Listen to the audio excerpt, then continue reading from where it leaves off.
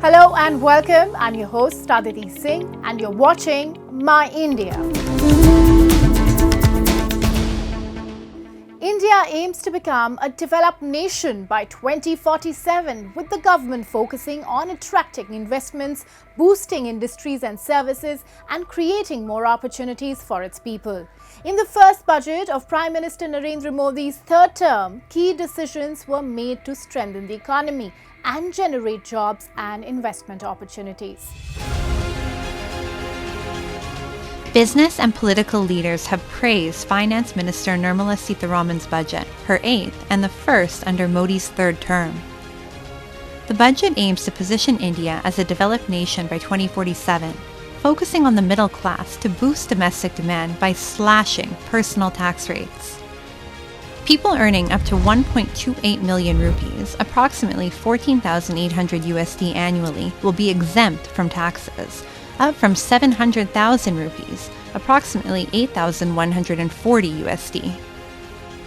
Tax rates are also lowered for higher incomes. To offset revenue loss, capital spending will increase to 11.21 trillion rupees, approximately 135 billion USD in 2025 to 2026, up from 10.18 trillion rupees, approximately 122 billion USD.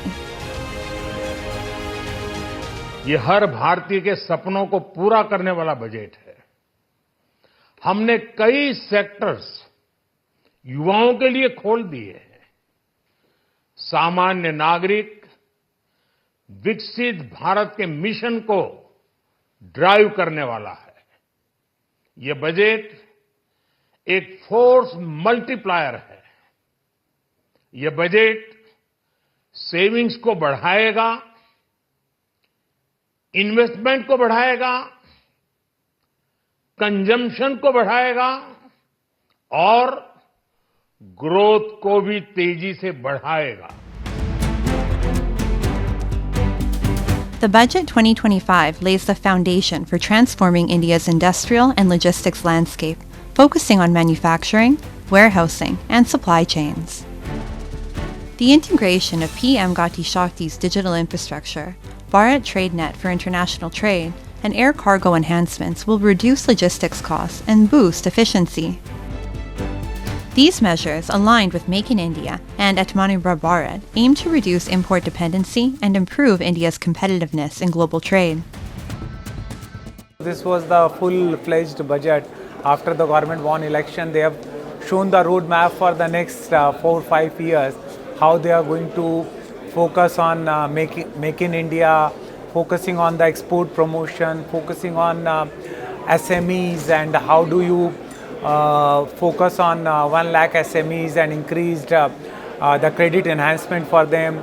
For the large corporate and infrastructure sector, they have authorized NAFED to issue the credit enhancement. Do think that the focus area of this budget on private sector investment, public-private participation, as well as the fact that the middle class will be encouraged to spend more, I think all of these are huge positives. Also, the fact that the government now so openly acknowledges, if you see this economic survey and the last, the government has openly acknowledged what it needs to do and what it's not doing so well.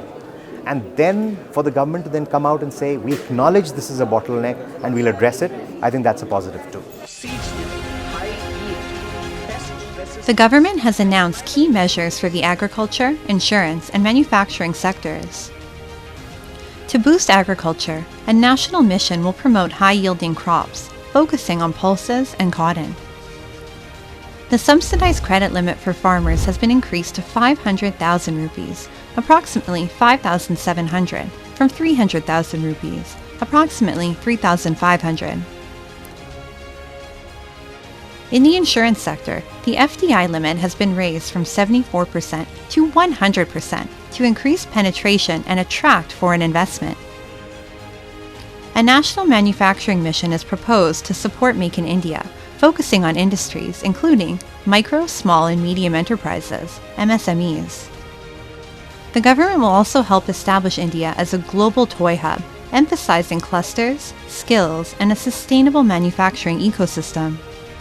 To boost the footwear and leather sector, a focused product scheme will support design, component manufacturing, and machinery for non-leather footwear, alongside leather products. These measures aim to create jobs, increase turnover, and boost exports. We are a nation of very entrepreneurial people. The problem has always been availability of capital. And we were excessively dependent on foreign capital till now. As a startup ecosystem, where nearly 85% of all capital that went into the startup ecosystem last year was foreign capital. Only 15% was domestic capital. And now, with this fund of funds scheme, with the credit guarantee going up from 10 crores to 20 crores, both equity and debt capital will be available in more abundance to the domestic startup ecosystem and founders. The finance minister also emphasized tourism's role in job creation, with initiatives to improve infrastructure, skill development, and ease of travel. The Ministry of Tourism's budget for 2025 to 2026 has been significantly increased to 2,541 crore rupees, approximately 305 million USD, up from 850 crore rupees, approximately 102 million USD in 2024 to 2025. This funding will enhance tourism infrastructure, improve travel, and ensure safety, especially for women, while developing the top 50 tourist destinations in collaboration with states.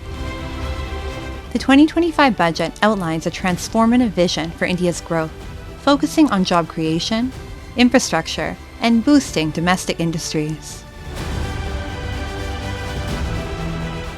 India and Indonesia, bound by history and the Indo-Pacific's crucial sea lanes, are deepening their strategic and economic partnership. Indonesian President Prabowo Subianto's visit to New Delhi has propelled collaboration in defense, maritime, security, and trade. With a shared vision for regional stability, both nations are breaking economic barriers to forge stronger business ties. India and Indonesia, sharing a key maritime border in the Indo-Pacific, play a vital role in regional security and trade. Their deep-rooted cultural ties, shaped by Indian epics and religions, have fostered a strong bilateral relationship. Indonesian President Prabowo Subianto's recent visit to India marked a milestone in strengthening defense and maritime cooperation.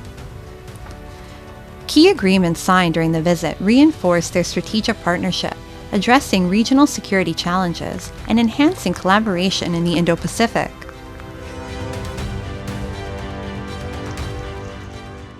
आज राष्ट्रपति Prabowo के साथ आपसी सहयोग के विभिन्न पहलुओं पर व्यापक चर्चा हुई।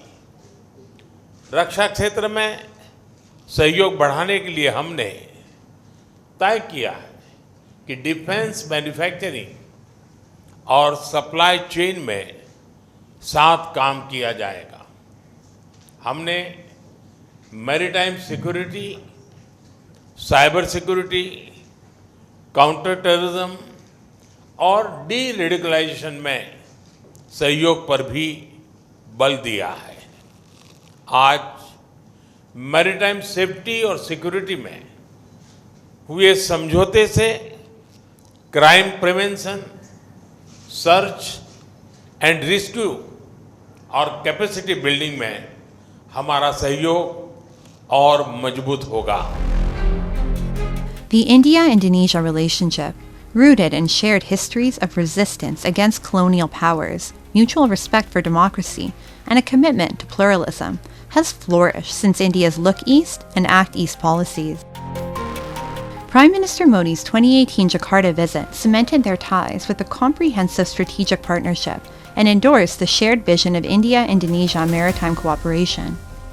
Indonesia values India's long-standing support and friendship. Indonesia considers India a long-time friend.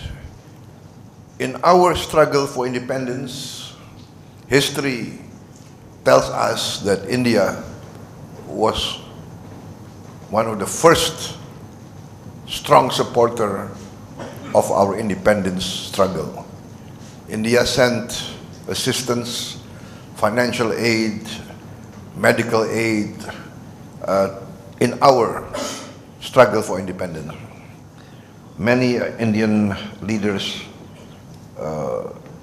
supported us in our critical time. Therefore, even now, the embassy of the Republic of Indonesia is on a land donated by the Indian government. India and Indonesia are working to overcome technical trade barriers hindering economic exchanges. At the India-Indonesia CEO Forum in New Delhi, a joint statement highlighted 5 key sectors for collaboration: healthcare, food and agriculture, manufacturing, energy, and technology. Both nations emphasized simplifying regulations to enhance business cooperation and ease of trade. Indonesia, as a big leader of the ASEAN grouping, truly has tremendous potential to further strengthen the relation between ASEAN and India. Businesses have an opportunity to bring our two countries closer together. Businesses recognize practical requirements, and I hope businesses will become the voice for greater engagement and greater partnership between the two countries. Building on the momentum of recent talks, President Prabowo Subianto's recent visit to India as the chief guest at the 76th Republic Day marked a pivotal moment in deepening the strategic bond between the two nations. With cooperation flourishing across key sectors, the future of India-Indonesia relations shines brighter than ever, paving the way for shared prosperity and progress. Now, let's take you to Jammu and Kashmir, where an extraordinary display of unity, love and devotion unfolded. The 53rd annual Urs of the revered Sufi saint Baji Ismail once again brought together people from diverse backgrounds, bridging religious and cultural divides. Hindus, Muslims, Sikhs and Christians gathered to honor the saint's legacy, exemplifying true faith and communal harmony.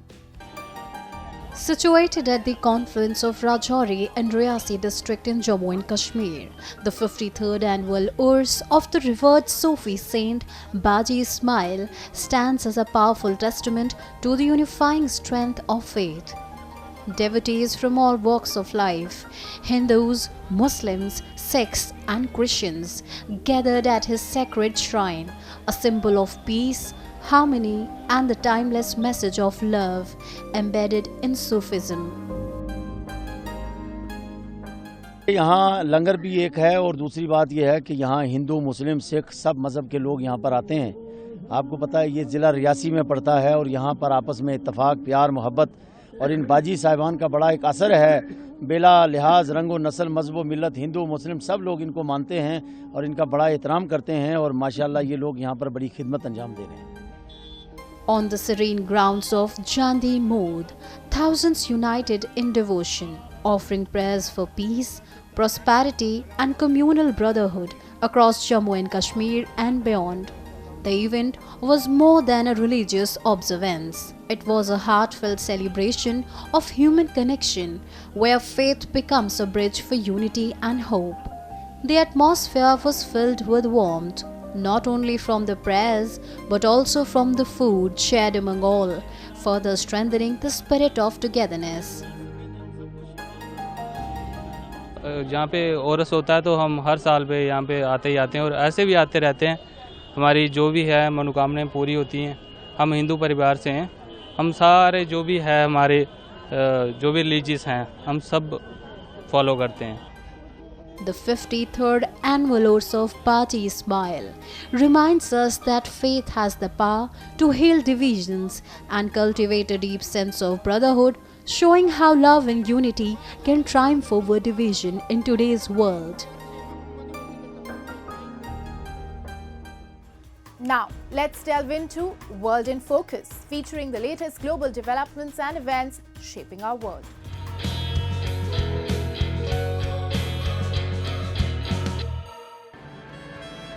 A new exhibition in Tokyo Hokusai Another Story uses advanced technology to bring the iconic works of Japanese artist Katsushika Hokusai to life. Visitors can step into immersive scenes of nature and village life from the Edo period, with technology recreating the texture of his prints and simulating sensations like walking on a beach or crossing a rickety bridge. Hokusai, known for his vibrant depictions of Mount Fuji and the famous The Great Wave of Kanagawa, is a key figure in art history, whose work inspired the Japonisme movement.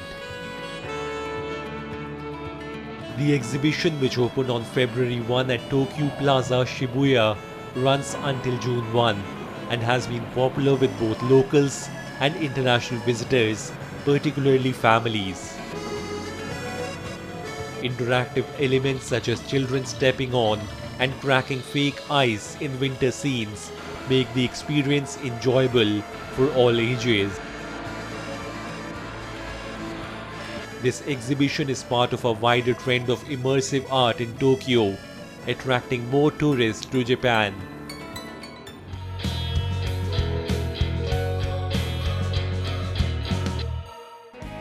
A historic Mercedes race car, the W196R Stormlinion wagon, sold for $53.01 million at an auction on February 1, 2025. This car, one of only 4 in existence, was sold by RM Sotheby's at the Mercedes Museum in Stuttgart, Germany, on behalf of the Indianapolis Motor Speedway. The car was driven by Formula One legends Sterling Moss and Juan Manuel Fangio in 1955. It had a price estimate of over 50 million euros, and after rapid bidding, the final price reached 46.5 million euros, including the buyer's premium. The buyer was not immediately revealed. This W196R was the first to be sold with its rare streamlined body. In 1955, Fangio used a similar car to win the Buenos Aires Grand Prix, marking the end of Mercedes' involvement in motorsport for a while after the tragic Le Mans disaster. Mercedes returned to Formula One in the 1990s.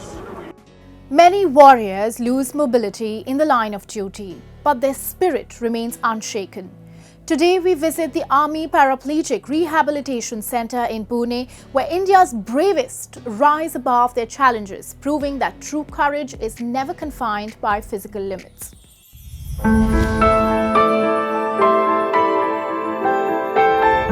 Mridul Ghosh, a proud Indian Air Force member for 7 years, became quadriplegic after a duty-related accident. With a cervical fracture and complete paralysis below the neck, he required constant care, which was unavailable in his native place. In 2013, he moved to the Army Paraplegic Rehabilitation Center in Pune, where his life has transformed. With specialized care and support, he not only regained independence, but also pursued higher education, earned a computer diploma, and discovered his talent for mouth painting. What seemed insurmountable became a journey of resilience, achievement, and artistic expression. तो ये centre हमारे लिए एक वरदान है, आप बोल सकते हैं कि हम इस कंडीशन में जहाँ पे हम लोगों को 24 घंटा 2 आदमी का हेल्प चाहिए, इतना अमाउंट ऑफ हेल्प, इतना इंफ्रास्ट्रक्चर और जो मोबिलिटी है, सब कुछ जो चाहिए इंडिविजुअली पॉसिबल नहीं है, लेकिन हम इस सेंटर में ये सब हम लोग को ईजिली अवेलेबल होता है। ये सेंटर हमारा बहुत अच्छा देखभाल करता है। हम जो भी जितना भी अकम्प्लिश कर पाए अपनी ज़िंदगी में इस हालत में, ये सेंटर के वजह से ही है। The Army Paraplegic Rehabilitation Center was established in 1974, following the 1971 Bangladesh War, when many Indian soldiers suffered spinal cord injuries. As these heroes neared the end of their medical treatment, the need for a place offering more than just care became clear. The center was created to provide not only medical support, but also a sense of purpose, community, and dignity. Beyond physical rehabilitation, it offers opportunities for emotional healing, further education, and even skills like mouth painting and call center work. fostering camaraderie and mutual respect among soldiers. And our main purpose is just not to look after them, to give them a purpose to live.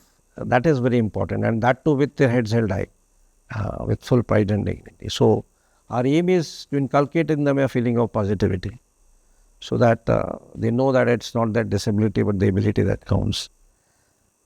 And they lead an independent life with full pride and dignity with their heads high.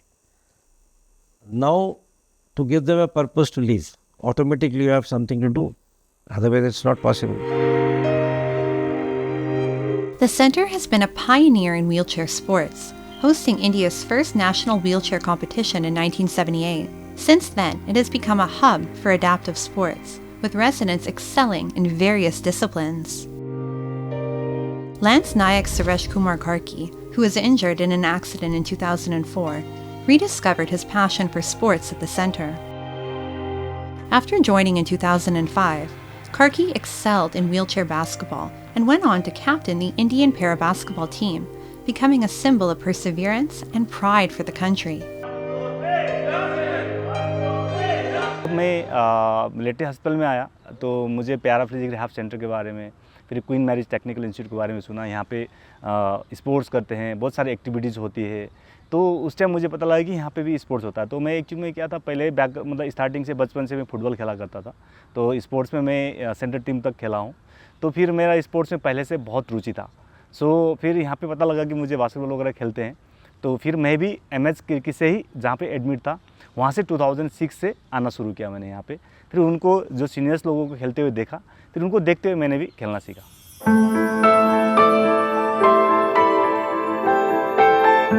India has always honored its soldiers, not just on the battlefield, but in their journey after their service as well. The Paraplegic Rehabilitation Centre in Karki is a testament to this commitment. It stands as a home of hope, perseverance, and inspiration, where the indomitable spirit of India's armed forces shines. Here, every wheelchair symbolizes sacrifice, every game played is a victory over adversity, and every resident is a hero, proving that strength is defined not by mobility, but by willpower.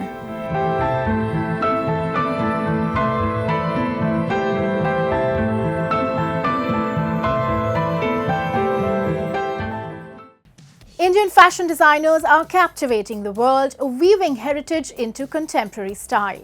Leading the charge, Sabyasachi Mukherjee marked his silver jubilee with a breathtaking collection, showcasing how he has grown his brand into a global luxury powerhouse. Platforms like Lakme Fashion Week and Haute Couture continue to highlight the talent, artistry and history of Indian couture. With every stitch, Indian couturiers strengthen India's legacy in global fashion. Take a look.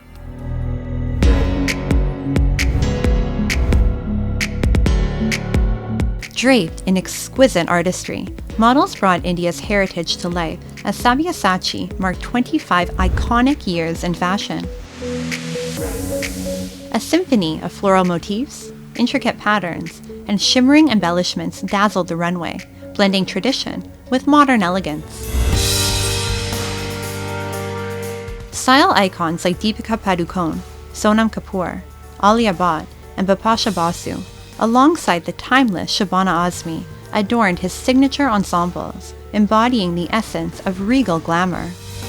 As the curtain fell at Mumbai's Jio World Centre, Sabyasachi's collection didn't just showcase couture, it told a story, stitching India's cultural legacy into every thread.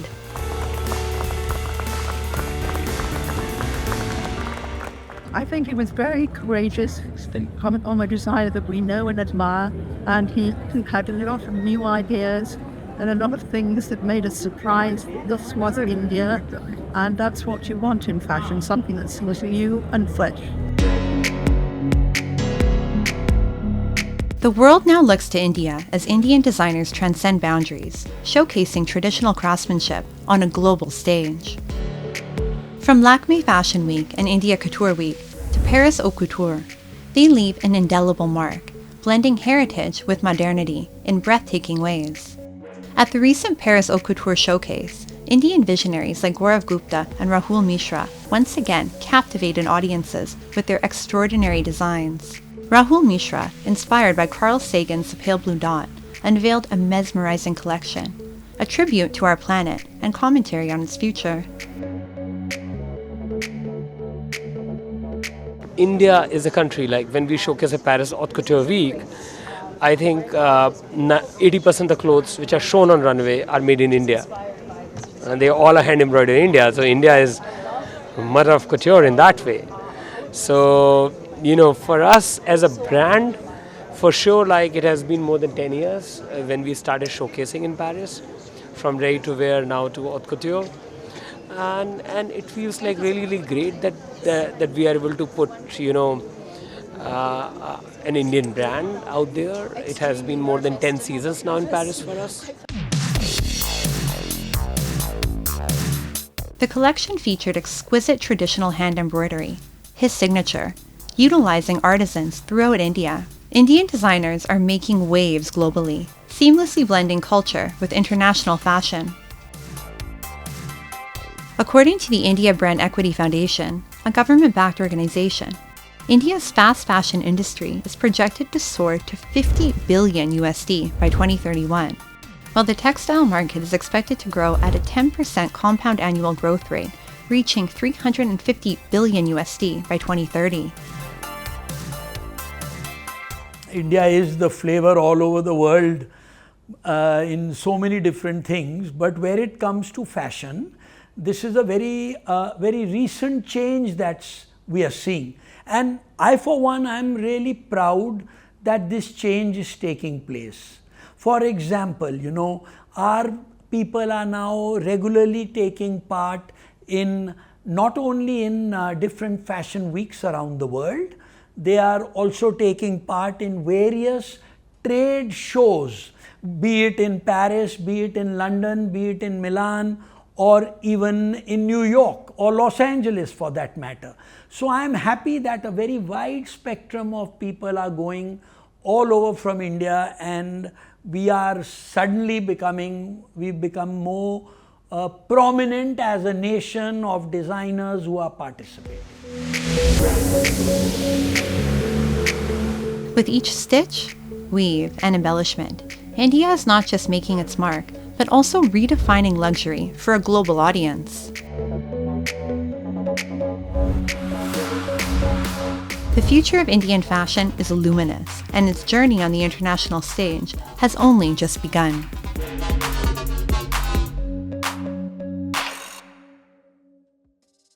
Platforms like Lakme Fashion Week continue to showcase India's rich couture legacy, enhancing its global influence. And with that, we wrap up today's episode of My India. We will see you next week at the same time. Till then, goodbye and take care.